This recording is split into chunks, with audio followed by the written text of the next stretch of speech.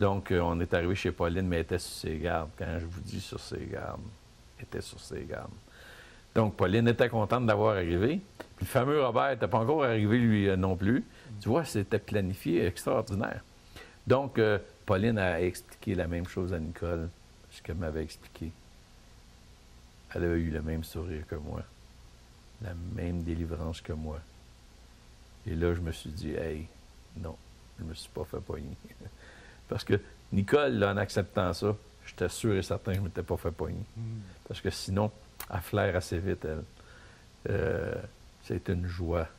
Fait que là, tout de suite, on a dit, hey, ton pasteur, là, je veux le voir demain. Elle a dit, écoute, là, à cette heure-là, je ne peux pas pour l'appeler. Et on est parti chez elle, il était 3-4 heures du matin, là.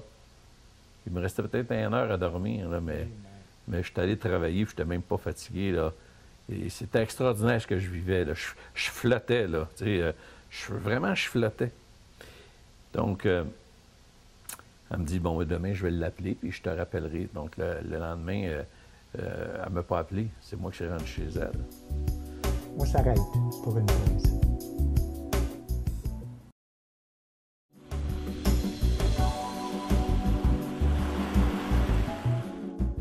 Et puis là, quand la soirée était terminée, ma question était la suivante.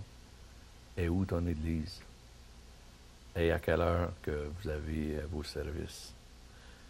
Il dit, tu veux venir à l'église? Hein? Certain, je vais à l'église. Tu me donnes toutes les réponses que j'ai besoin. Là, je veux en savoir plus maintenant. Il dit, t'es sérieux? Certain que je suis sérieux. Est-ce qu'il y a d'autres enfants qui ont suivi? Oui. Il y a d'autres enfants qui ont suivi par la suite. Oui, on a eu Jean, Joël et Jonathan. Un derrière l'autre, pas les trois ensemble. Un derrière l'autre. Oui. Et puis, vous voyez, notre projet, c'était un enfant.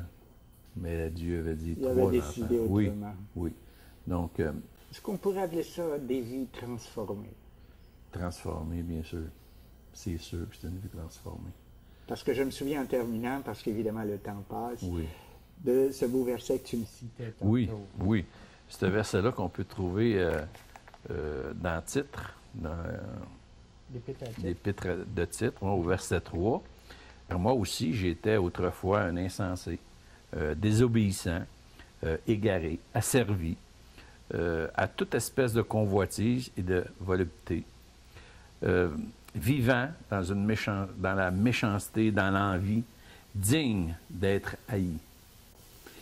Mais lorsque la bonté de Dieu, et voilà, le témoignage que je vous ai adressé tantôt, lorsque la bonté de Dieu, mon Sauveur, et son amour pour moi a été manifesté, il m'a sauvé.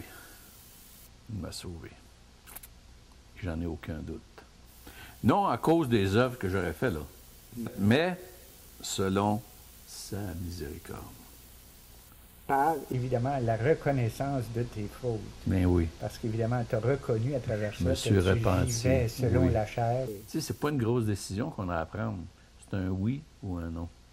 Aussi facile que ça. Donc, sa miséricorde est venue me chercher. Et la régénération et le renouvellement du Saint-Esprit qui est venu m'envahir. Il a répandu sur moi avec abondance par Jésus-Christ, notre Sauveur, puis il m'a justifié par sa grâce. Et à ce moment-là, je devenais héritier dans l'espérance de la vie éternelle.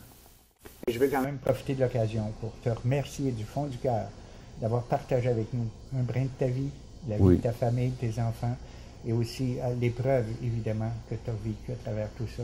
Alors, ça nous montre aussi que très souvent, le Seigneur nous envoie des épreuves pour nous faire réfléchir. Exact. Nous arrête un temps soit peu de dire, considère les choses de l'esprit et regarde un petit peu plus haut que la terre et tu vas trouver les réalités, les vérités que tu cherches.